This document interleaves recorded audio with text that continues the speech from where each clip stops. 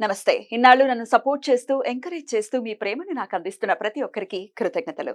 అలాగే ఈ వీడియో కూడా ఖచ్చితంగా మీకు ఉపయోగపడుతుంది. లైక్, షేర్ అండ్ సబ్స్క్రైబ్ చేసి మీ సపోర్ట్‌ని నాకు అందించండి. అలాగే ఈ వీడియో పట్ల మీకున్న అభిప్రాయాన్ని కామెంట్ సెక్షన్‌లో కామెంట్ చేసి తెలియజేయండి.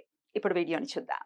జ్యోతిష్య శాస్త్రం ఒక అద్భుతం. వేదాంగమైన జ్యోతిష్య శాస్త్రం అనేటువంటిది మానవ జీవన గమనానికి ఒక వరం.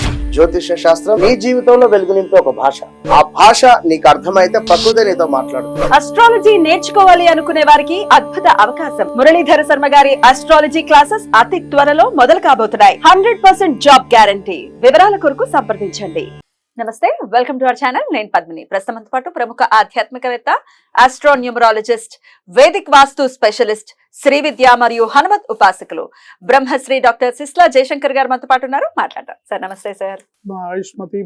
సార్, శ్రావణ మాసం మొదలు కాబోతోంది. శ్రావణ మాసం అంటేనే చాలా పవిత్రమైనటువంటి మాసం.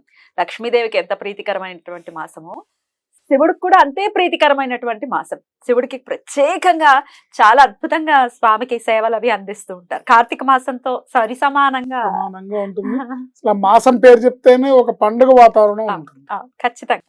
అయితే ఈ శ్రావణ మాసంలో ఎలా ఉంటుంది అంటే, ఇక దక్షిణాయనం కూడా కంప్లీట్ గా ప్రారంభం అయిపోయింది కాబట్టి శ్రావణ మాసం రాశి ఫలాలు ఒక్కసారి మీరు మాకు తెలియచేస్తే, ద్వాదశ రాశులకి కూడా ఈ శ్రావణ మాసం నుంచి ఎలా ఉంటుంది, అసలు శ్రావణ మాసం ప్రత్యేకించి ఎలా ఉంటుంది అనేది ఒకసారి మీ ద్వారా తెలుసుకోవాలనుకుంటున్నాను. తప్పకుండా అమ్మా. ఈ ఆగస్టు నెలలో గోచారంలో గ్రహస్థితిని కనుక గమనిస్తే మనం గురువు వృషభంలో ఉన్నారు, అది శుక్రస్థానం. రాహు మీనంలోను, అది మళ్ళీ గురువు స్థానం. కేతు కన్యలోను, శని భగవానుడు కుంభంలోను, అది ఆయనకు స్వక్షేత్రం. రవి కర్కాటకంలోను, శుక్ర బుధులు సింహంలోను, కుజుడు వృషభంలోను సంచరిస్తున్నారు. ఈ నెల రవి కర్కాటక రాశిలో 17వ తేదీ మధ్యాహ్నం 1:20 వరకు ఉండి తర్వాత తన స్వక్షేత్రమైన సింహరాశిలోకి ప్రవేశిస్తున్నాడు. కుజుడు వృషభ రాశి నుండి తృతీయ స్థానమైన మిథున రాశిలోకి ప్రవేశిస్తున్నాడు. ఎప్పుడు సార్? ఆగస్టు 26 వరకు వృషభంలోను, తర్వాత మిథునంలోను ప్రవేశిస్తున్నాడు. శుక్రుడు ఆగస్టు 24 వరకు సింహంలోను, సింహం నుండి తర్వాత కన్యలోకి ప్రవేశిస్తాడు. బుధుడు ఆగస్టు 24 వరకు సింహంలో ఉండి వక్రించి కర్కాటకంలోకి ప్రవేశిస్తున్నాడు. బుధ వక్రగతి అనేది ఉంది ఈ మాసంలో ఖచ్చితంగా. రైట్. సో ఇది గోచార పరిస్థితులు, ఎక్కడెక్కడ ఏ గ్రహాలు ఉన్నాయని. సో వీటి రీత్యా డెఫినెట్ గా ఎట్లాంటి ఫలితాలు ఉన్నాయనేది మనం ద్వాదశ రాశులకి ఎలాంటి ఫలితాలు ఉన్నాయని చెప్పుకుందాం. సార్, ఇక శ్రావణ మాసం కాబట్టి ప్రత్యేకంగా ఈ ప్రశ్న అడుగుతున్నాను. ఖర్చులు ఖచ్చితంగా పెరిగే పరిస్థితి ఉంటుంది. అంటే ఆడవాళ్ళకి చీరలని, నగలని, ఇంకా పూజాది కార్యక్రమాలు ఖచ్చితంగా చేసుకుంటారు కాబట్టి ఒకంత పెరుగుతుంది కదా. అవన్నీ సరదాలండి, ఖర్చు పెట్టకపోతే ఎట్లా? పెట్టాలని, పెట్టద్దని అన్నట్లా. ఈ రోజుల్లో ఏమవుతుందంటే ఇలా ఖర్చు పెట్టకపోతే హాస్పిటల్స్ ఖర్చు అవుతుంది. ఇది బెటర్, ఆనందం ఉంటుంది కదా.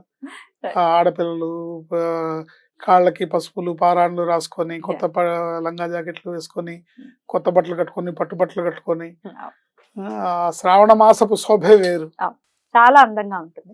అయితే ఏ స్త్రీకైనా శ్రావణ మాసంలో, ప్రత్యేకించి శ్రావణ మాసంలో అమ్మవారిని కొలుచుకోవాలి అని ఉంటుంది. ఒక్కొక్క ఇళ్లలో మనం చూస్తాం, భర్తలు అస్సలు సహకరించరు, బాధాకరం. ఏమండి మా భర్త చేయనివ్వరండి, మా భర్త కొనడండి, ఇట్లా రకరకాలు. కొంతమంది స్త్రీలేమో భర్తలను వేధించేస్తుంటారు, నాకు బంగారం కావాలి, వాళ్ళు నెక్లెస్లు కొనేసుకుంటారు, నాకు నెక్లెస్లు. ఇట్లా కాకుండా సమన్వయపరచుకోవాలి, సిచ్యువేషన్ బ్యాలెన్స్డ్ గా వెళ్ళటం అనేది మస్ట్. ఏదేమైనా శ్రావణ లక్ష్మి మీ ఇంట అడుగు పెట్టాలంటే ప్రధానంగా ఉండాల్సినది ఏంటంటే భార్యాభర్తల మధ్యలో సదవగాహన, ఒకళ్ళనొకళ్ళు అర్థం చేసుకోవాలి. ఆవిడ సరదాలు ఏంటి, ఆవిడ కావాల్సింది ఏంటో చూడాల్సిన బాధ్యత భర్త మీద ఉంటుంది. భర్త యొక్క ఆర్థిక స్థితిగతులు ఏంటో, ఆయన కెపాసిటీ ఏంటో, ఆయన ఎంతవరకు చేయగలుగుతాడో ఏమిటనేది ఈవిడ కూడా అర్థం చేసుకోవాలి. మీరిద్దరూ ఒకళ్ళనొకళ్ళు అర్థం చేసుకుంటే, మీ ఒక మాటలో చెప్పాలంటే మీరే ఒకళ్ళకి ఒకళ్ళు లక్ష్మి, ఆయనకి మీరు లక్ష్మి, మీకు ఆయన లక్ష్మి. కరెక్ట్. సో మీలో మీరు అండర్స్టాండింగ్ చేసుకున్న భార్యాభర్తల మధ్యలో ఉన్న సదవగానే లక్ష్మీదేవి రాకకు ప్రథమ సూచన అవుతుంది. ఎగ్జాక్ట్లీ సార్, నా పాయింట్ కూడా అదే. ఏదో రాశి ఫలాలు చెప్పేసాం, శ్రావణ మాసం సూపర్ గా ఉంటుంది అన్నారు. లేదు అంటే నీ నిత్య దైనందిన జీవితంలో నువ్వు చేసే తప్పుల వల్ల డెఫినెట్ గా లక్ష్మి అనుగ్రహించదు. అందువల్లనే దీని గురించి ప్రస్తావన. మరి శ్రావణ మాసం కర్కాటక రాశి వారికి ఎలా ఉండబోతోంది సార్? తప్పకుండా అమ్మా. పునర్వసు 4వ పాదం వారు, పుష్యమి 1, 2, 3, 4 పాదాల వారు, ఆశ్లేష 1, 2, 3, 4 పాదాల వారు కర్కాటక రాశి కింద వస్తారు.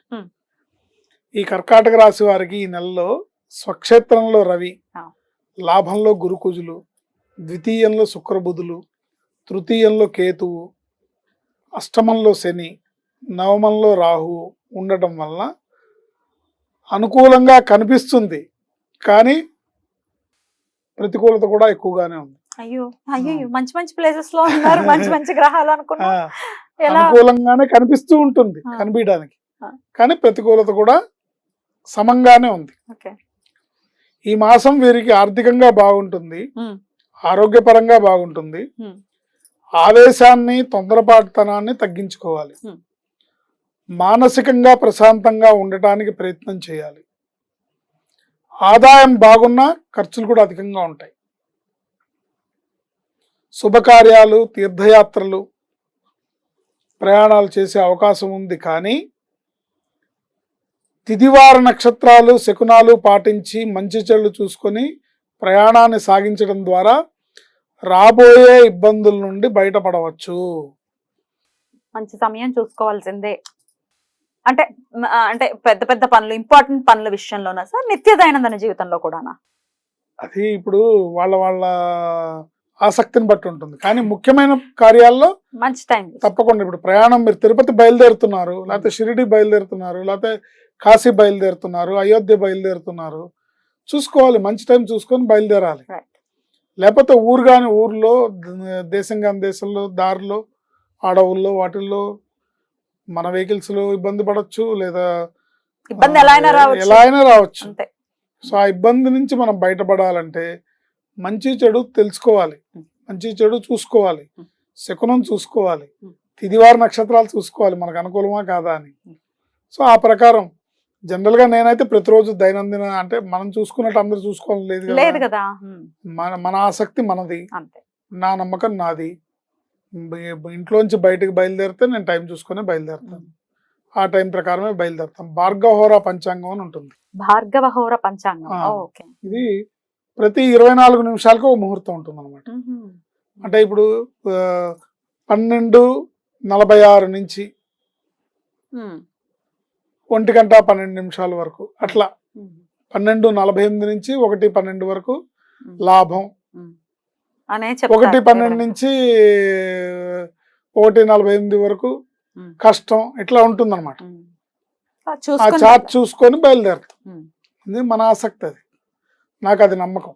ఆసక్తి ఉన్న వాళ్ళు మంచి టైం ని ప్రతిరోజు చూసుకో. ప్రతి పంచాంగంలో ఉంటుంది భార్గవహోర పంచాంగం, ప్రయాణాల కోసం ప్రత్యేకించి ఇచ్చిన పంచాంగం. దాన్ని మనం చూసుకొని బయలుదేరడం ద్వారా వచ్చే ఇబ్బందుల నుంచి మనం బయటపడవచ్చు, తప్పించుకోవచ్చు. అంటే ఇబ్బంది అంటే ఎట్లా వస్తుందంటే, మనం కష్టపడే టైం ఉందనుకోండి, ఎక్కడో దారి మధ్యలో మనం హైవే మీద ప్రయాణంలో ఉన్నప్పుడు ఎక్కడో అడవిలో టైర్ పంచర్ అయింది అనుకోండి, ఇటు 10 కిలోమీటర్లు వెళ్ళినా ఏం లేదు, ఇటు 10 కిలోమీటర్లు వెళ్ళినా ఏం లేదంటే చాలా ఇబ్బంది పడాలి. అదే కరెక్ట్ గా పెట్రోల్ బంక్ ముందు, పంచర్ షాప్ ముందు పంచర్ పడింది అనుకోండి, పంచర్ పడటాన్ని ఎవరు ఆపలేరు. కష్టపడకుండా ఉండడానికి మాత్రం సమయం ఆపగలదు. కష్టపడకుండా అని కాదు, ఇబ్బంది పడకుండా. ఇంటెన్సిటీ ఫ్యామిలీలో, ఇప్పుడు కార్లో ఫ్యామిలీ మెంబర్స్ అందరు ఉంటారు, పిల్ల పాప అందరు ఉంటారు, ఇబ్బంది పడతారు కదా.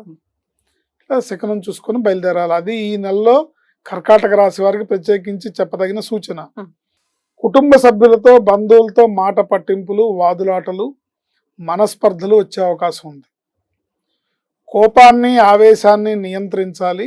వీలైనంత వరకు అనవసరమైన వాదనల నుండి బయటపడి మౌనాన్ని వహించడం, అవసరమైన మేరకు సంభాషించడం ఉత్తమ ఫలితాలను ఇస్తుంది.